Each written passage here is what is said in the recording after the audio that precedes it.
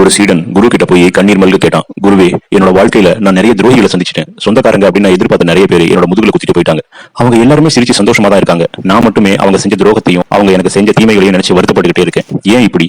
கடவுள் இருக்காரா இல்லையா? எனக்கு ஒண்ணுமே புரியலையே குருவே அப்படின்னு அழுதான். அதுக்கு குரு சொன்னாரு, காலம் போல கொடூரமாய் பழிவாங்க இந்த உலகத்துல யாராலுமே முடியாது. உனக்கு எது பிடிக்கலையோ அதுகிட்ட இருந்து விலகி நில். அது பொருளானாலும் சரி, உறவானாலும் சரி. அதையே நினைத்து உடலையும் உள்ளத்தையும் வருத்திக் கொள்ளாதே. அதனால் பாதிக்கப்படுவது நீ மட்டுமே. உனக்கு துரோகம் இழைத்தவர்களை நீ பழிவாங்காதே. அதை காலத்திலும் ஒப்படைத்து விடு. நீ அமைதியாக இரு.